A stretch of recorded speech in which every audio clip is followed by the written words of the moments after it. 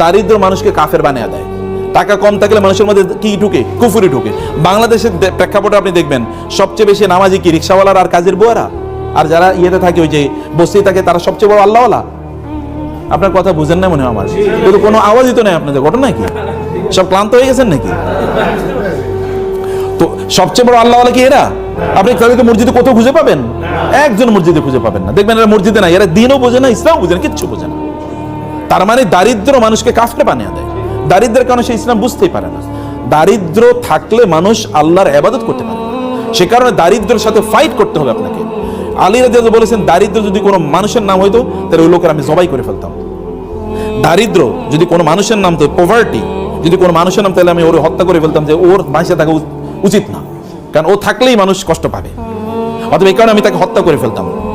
লাউ কানাল ফাকরু রাজুলান লাকাতালতুহু, যদি দারিদ্র কোনো ব্যক্তির নাম হতো তাহলে ওই লোকের দায়কে আমি হত্যা করে ফেলতাম। দারিদ্র এটা ইসলাম কোনোদিন এটাকে সেলিব্রেট করে না, যে ঠিক আছে তুমি দরিদ্র এবারে তোমার আমি সালাম দেবো। নো, কেন তুমি দরিদ্র হলা? ওমর রাদিয়াল্লাহু তাআলার কাছে কোনো লোক গেলে তিনি তাকে বলতেন তুমি করো কি? বলে কোনো কাম করি না। বলে যাও আমার কাছ থেকে সরো। যে দুনিয়ার কামও করেন আখিরাতের কাছে অথর্ব স্টুপিড, এই স্টুপিড যেন আমার সামনে না আসে। কাজ করতে হবে।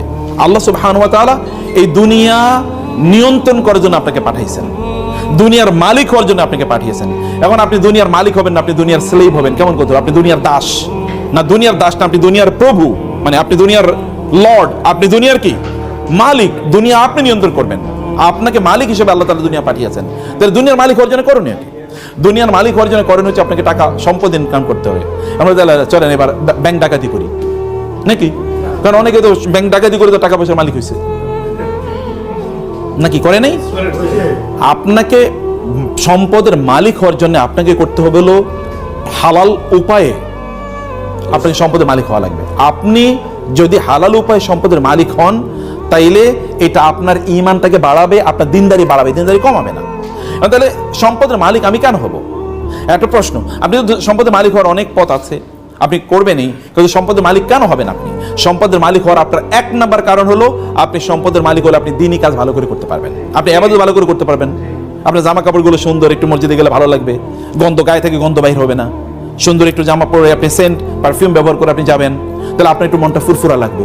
আপনি নিজের আপনার পরিবারকে বাসায় গেলে আপনার ওয়াইফ বলবে না তুমি কি আজকে মাছ নিয়ে আসছো? নিয়ে আসো না, যাও দরজায়, আজকে দরজায় কলা হবে না। বাজার থেকে আজকে মাংস নিয়ে আসার কথা ছিল, পোলাপাইন কান্নাকাটি করতেছে, পোলাপাইনের পড়াইতে পারতেছে না, ওদের এটা নাই সেটা নাই, সারাদিন আপনার এগুলি শোনা লাগে। এই কারণে আপনি মনে করেন বাসায় যাবো না, বসে বসে সিনেমা দেখি বাইরে নাকি, অথবা বন্ধুদের সাথে আড্ডা দিই। এখন আপনি আড্ডা দেন, বাচ্চারাও আড্ডা দেয়, স্ত্রীও আড্ডা দেয়, আপনিও আড্ডা দেন, দুপুর একটা জাহান্নাম হয়ে গেল। আপনার যদি সম্পদ থাকে, টাকা পয়সা থাকে, তাহলে আপনি ফুরফুরা মেজাজে বাসায় গেলেন, যা যা লাগে সব নিয়ে গেলেন, বাসার লোকেরও খুশি, আপনিও খুশি। এবার আপনার ইবাদত করেন, আপনার দিনদারি করেন, কোনো সমস্যা নেই। এটা এক নম্বর জিনিস। দুই নম্বর জিনিস হলো দিনদারি। যে সকল প্রতিষ্ঠানগুলোতে দিনদারি হয় ওই সকল প্রতিষ্ঠান নির্মাণ করবে কারা? কাফেররা না মুশরিকরা? হ্যাঁ, যেই প্রতিষ্ঠানে দিনদারি, যেমন ধরুন মসজিদ নির্মাণ করবে কে? তো মুসলমানের টাকা না থাকলে মসজিদ নির্মাণ করবে কি দিয়ে? আচ্ছা, মাদ্রাসা নির্মাণ করবে কি দিয়ে করবে? কে করবে? তো মুসলমানের টাকা না থাকলে কোথায় করবে? আপনি আল্লাহ সুবহানাহু ওয়া তাআলা আমাদেরকে বলেছেন নামাজ আদায় করার জন্য, কিন্তু তার সাথে আরেকটা জিনিস করতে বলছেন, সেটা কি বলেন তো? নামাজ আদায়, নামাজ পড়ো, যাকাত নাও, নামাজ পড়ো, যাকাত নাও, নামাজ পড়ো। আমি তো বুঝি যাকাত নাও, আপনারা বুঝতেই পারেন নাই। নামাজ পড়ো, যাকাত নাও আল্লাহ বলেছেন নাকি? না বলছেন কি নামাজ পড়ো? আপনি কি ভিক্ষা করে যাকাত দেবেন নাকি? তাহলে আপনাকে টাকা উপার্জন করে নামাজ যেরকম ফরজ, যাকাত দেও কি? কারণ আপনি বলবেন আমি নামাজ পড়ি সুবহানাল্লাহ, আলহামদুলিল্লাহ, আমি অনেক ভালো আছি। তো যাকাত কে দেবে? নামাজও তো পড়তে হবে, যাকাতও তো দিতে হবে। তো যাকাত দিতে হলে কি হতে হবে? সম্পদের মালিক হওয়া লাগবে, নাহলে আপনি যাকাত দেবেন কোত্থেকে? যাকাত কি ইবাদত না? যাকাত কি ফরজ ইবাদত না? যাকাত দিলে কি আপনার সওয়াব বাড়ে না? যাকাত দিলে কি আল্লাহর কাছে সম্মান বাড়ে না? তো আপনি কেবল জান্নাতে চলে যাবেন নামাজ পড়ে, যাকাত না দিয়ে আপনি জান্নাতুল ফেরদৌসের মালিক হয়ে যাবেন? নো, যাকাত দেওয়ার মালিক হওয়া লাগবে। তো যাকাত দেওয়ার মালিক হতে হলে কি লাগবে? টাকা ইনকাম করতে হবে, সম্পদ ইনকাম করতে হবে। সম্পদ ইনকাম না করলে আপনি কেমনে করবেন? এখন আমরা সম্পদ ইনকাম করতে পারছি না, আমরা এখন হয়ে গেছি কি জানেন? আমরা কেবল এখন হচ্ছে কনজিউমার হচ্ছে আমরা ভোক্তা। যেমন দেখবেন আপনি, ওরা ইহুদিরা জিনিস বানাবে আপনি কিনবেন, খ্রিস্টানরা জিনিস বানাবে আপনি কিনবেন, আর আপনি খাইবেন, বলবেন আলহামদুলিল্লাহ, তৃপ্তি ডুবল, আলহামদুলিল্লাহ, সুবহানাল্লাহ, আল্লাহ খ্রিস্টানদেরকে আমাদের সেবক বানাইছে। বুঝছেন এরকম কিনা? আপনি বলছেন খ্রিস্টানরা সেবক বানাইছে, আল্লাহ তাআলা খ্রিস্টানদেরকে ইহুদিদেরকে আপনাদের সেবক বানাইছে, ওরা জিনিস বানায় আর আপনি খান বৈশা বৈশা, আর আপনি বুঝেনই না যে আপনি সব ওদেরকে দিয়ে দেন, আপনি ওদের দাসে পরিণত হয়ে গেছেন, আপনি ওদের কৃতদাসে পরিণত হয়ে গেছেন। আপনি বলেন যে আপনি অনেক ভালো আছেন, কিন্তু আপনাকে যদি বলা হয় আপনি কি আমেরিকা যাবেন, বলে ভাই প্রয়োজনে সেজদা দিব তারপরে আমেরিকা যাবো। এই পৃথিবীর মানুষের সবচেয়ে স্বপ্নের জায়গা কোনটা? ইউরোপ, আমেরিকা না? দেখেন না বাংলাদেশের লোকেরা, তারা হারাম কি হালাল কি কোনো কিছু বাঁচে না, তারা ইউরোপে যাবে, ওইখানে গিয়ে ইসলাম পালন করতে পারবে কি পারবে না, কোনোটাই না। আচ্ছা, এই পৃথিবীতে সবচেয়ে বড় রিফিউজি থাকে কোন সকল দেশে? ইউরোপ আমেরিকাতে সবচেয়ে বড় রিফিউজি, সবচেয়ে বেশি অ্যাসাইলাম মানুষ যায় কোথায় থাকার জন্য? ওইখানে। ওয়াও, এটাই তো দেখি জান্নাত। তো এই জান্নাত বানানোর কথা ছিল আপনাদের, ওরা পণ্য বানায় আর আপনাদের কাছে বেচে, আর আপনাদের জাহাজ ভরে আপনাদের টাকাগুলো নিয়ে যায়, আর আমরা মনে করি যে আমরা কি ভালো একজন কনজিউমার। পণ্য তো আপনাদের বানাতে হবে, বানায় আপনাদের বেচতে হবে। আপনাদের পূর্বপুরুষের দিকে তাকান, আপনারা সিনবাদের কথা শুনেছেন না? আচ্ছা, সিনবাদরা করছে কি? সেই আরবের লোকেরা যদি মনে করতো যে আমরা আরব দেশে থাইকাই আমরা কি কেবল দিন প্রচার করবো, তাহলে কি আমরা মুসলমান হইতাম? আচ্ছা, আরব দেশের লোকেরা এখানে আসছে কিভাবে? ওরা তো পণ্য বিক্রি করার জন্য এসছে, বিজনেসম্যানরা এখানে এসছে। কোন দিক দিয়ে এসছে? তারা এসে হলো ওই যে আরব সাগর থেকে ইন্ডিয়ান ওশিয়ান মানে ভারত মহাসাগর হয়ে বে অফ বেঙ্গল এই বঙ্গোপসাগরে আসছে। এরপরে ওই যে চিটগং শব্দটাই তো সাতিগাং। গাং মানে কি? গাং মানে নদী, আর সাতিয়ন মানে আরবি শব্দ। এটা চিটগং শব্দটা আরবি, সাতিগং হচ্ছে নদীর কুল, নদীর উপকূল, মানে ওইখান দিয়ে এসে তারা এখানে থাকতো। এইখান থেকে তারপরে তারা মালয়েশিয়া যেত, এখান থেকে তারা ইন্দোনেশিয়াতে যেত। মালয়েশিয়া ইন্দোনেশিয়াতে নাইলে ইসলাম গেল কিভাবে? জাহাজে গেছে। তখন কি জাহাজ ছিল? তখন কি আপনার প্লেন ছিল? না, এই নৌকাই তো, এই নৌকা দিয়ে তারা বড় বিশাল বড় ইয়ে ছিল কি বলে পাল, এই পাল তোলা নৌকা বা জাহাজে তারা এখানে ইসলাম নিয়ে এসে পণ্য বিক্রি করতে এসে, কিন্তু পণ্যের সাথে তারা কি বিক্রি করছে? তারা ইসলাম সেল করেছে পণ্যের সাথে। পণ্য কিনতে গিয়ে লোকেরা দেখলো এত ভালো মানুষ, তো দেখি ফেরেশতা, এরকম লোক তো আর কোথাও দেখি না। এত ভালো মানুষ পণ্য বিক্রি করতে এসে, কিন্তু এরা কি এসে ইসলাম প্রচার করে গেছে। ব্যবসায়ীরা ইসলাম প্রচার করছে। আমার মতো এরকম আপনি শাহজালাল শাহপরান কয়জন এসছে? কিন্তু তার চেয়ে বেশি, হাজার গুণে বেশি এসে কারা? ব্যবসায়ীরা। আপনি বলেন তো, আপনার এলাকায় দুজন দোকানদার আছে, একজন দোকানদার গেলেই আপনাকে জিজ্ঞেস করে, ভাই আসসালামু আলাইকুম, কেমন আছেন, বাসা সবাই ভালো আছে, আপনার কোনো সমস্যা নাই তো? ভাই কোনো সমস্যা থাকলে আমাকে বললেন, এবং সবচেয়ে ভালো পণ্যটা দেয়। আরেকটা লোক আছে খিটখিটে, প্রচন্ড খিটখিটে, গেলেই আপনার সাথে রাগ করে কথাবার্তা কয়, এবং আপনি 3 বার কথা বললে 1 বার শুনে, আপনি কার কাছে যাবেন?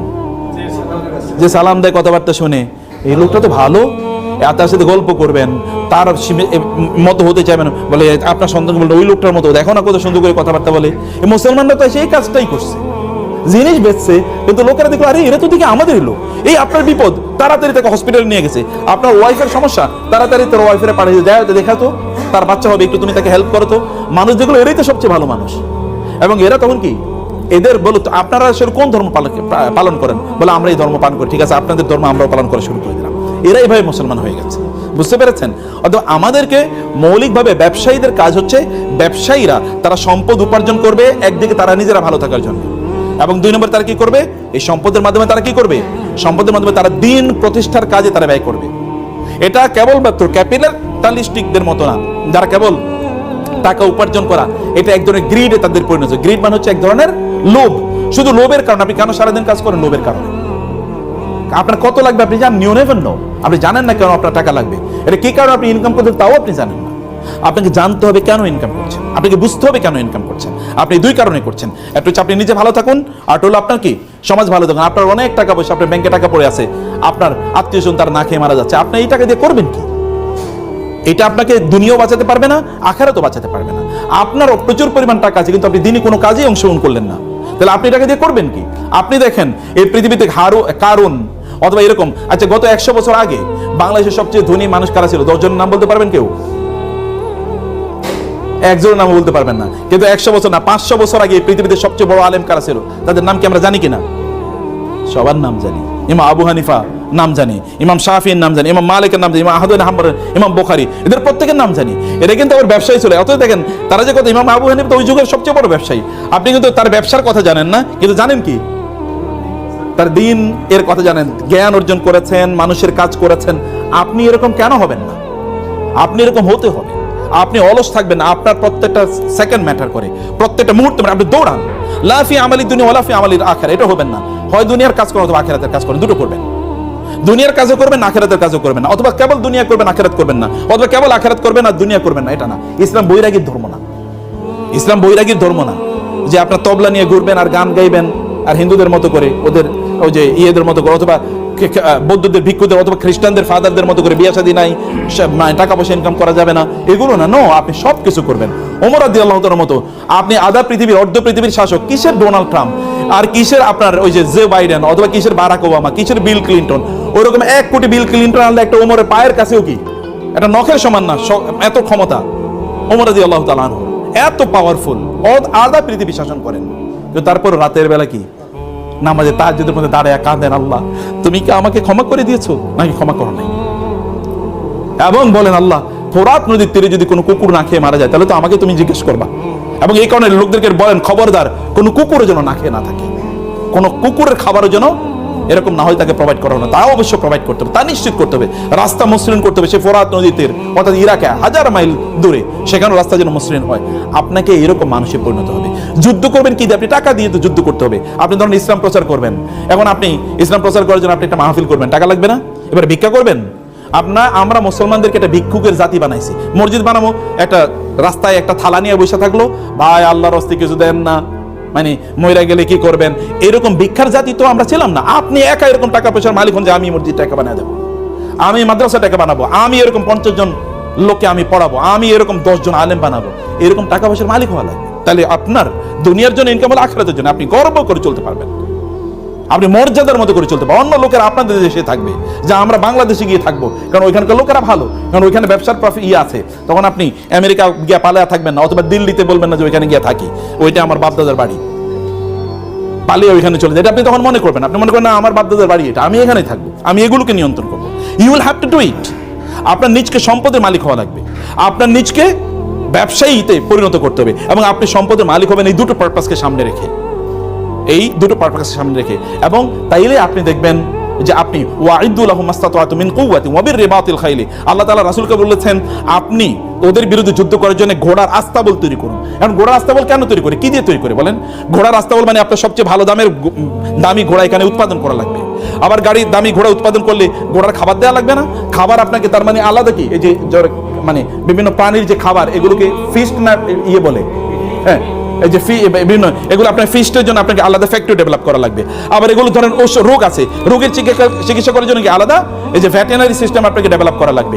আবার এগুলোকে বিক্রি করার জন্য আলাদা বাজার ব্যবস্থা তৈরি করতে হবে, চেন মার্কেট মানে সাপ্লাই চেন ম্যানেজমেন্ট আপনাকে তৈরি করতে হবে, আপনাকে আলাদা দক্ষ লোক তৈরি করতে হবে। এটা হিউজ ইন্ডাস্ট্রি। আল্লাহ তার রাসূলকে বলছেন মদিনা ইন্ডাস্ট্রি ডেভেলপ করেন, কারণ এটা অ্যাগ্রারিয়ান ইকোনমি, ওখানে কেবল এগ্রিকালচারাল প্রোডাকশন হয়, এগ্রিকালচার তো থাকবে, তার পাশাপাশি ইন্ডাস্ট্রি তৈরি করেন। 1500 বছর আগে আল্লাহ রাসূলকে বলছেন ইন্ডাস্ট্রি তৈরি করেন, আর আমরা 1500 বছর পরে এসে আমরা কোন ইন্ডাস্ট্রি ডেভেলপ করলাম না। আপনি ডেভেলপ করা লাগবে, সমাজের মানুষের জন্য কাজ করতে হলে আপনাকে সম্পদের মালিক হওয়া লাগবে। কিন্তু সম্পদ যেন আপনার অন্তরে না চলে যায়। সম্পদ থাকবে কোথায়? হাতে থাকবে সম্পদ, কিন্তু অন্তরে থাকবে কি আল্লাহ।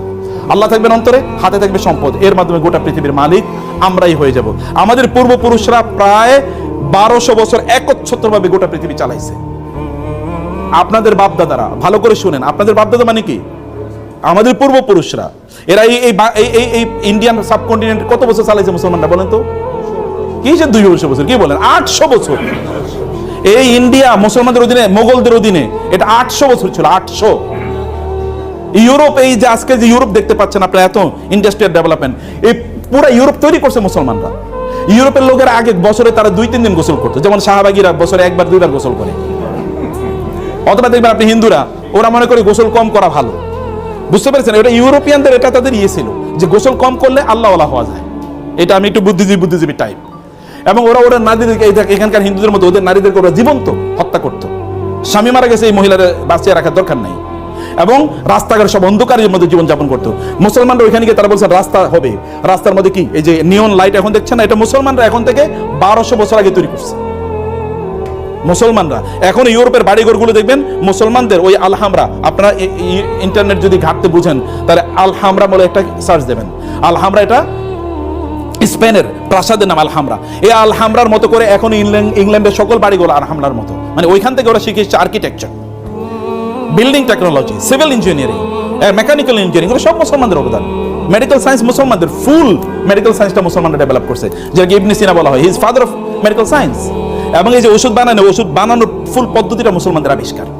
কেমিস্ট্রি পুরোটা মুসলমানদের আবিষ্কার, ফিজিক্স পুরোটা মুসলমানদের, নিউটন এটা তো মুসলমানদের সূত্র চুরি করে। জাবের ইবনে আল হাইসামের সূত্র 4.5 বছর আগে, 450 বছর আগে জাবের ইবনে হাইয়ান এই সূত্র দিয়েছে, ওই সূত্র চুরি করে তারপরে নিউটনের সূত্র বানাইছে। এখন এই কথা তো আমরা বলতে পারি না, কারণ আমরা তো এখন কি, এখন হচ্ছে আমরা দুর্বল। আমরা এই কথা বললে মানুষ বলে এটা পাগল। আমাদের সন্তানরাই তো বিশ্বাস করবে না, আমাদের সন্তানরাই বিশ্বাস করবে না। অথচ পৃথিবীর এখনো মুসলমানদের হাতে প্রায় 70,000 এরকম বিজ্ঞানের বই আছে, যেগুলো যদি এখন অনুবাদ করা যেত তাহলে গোটা পৃথিবী ম্যাচমারেজ হয়ে যেত।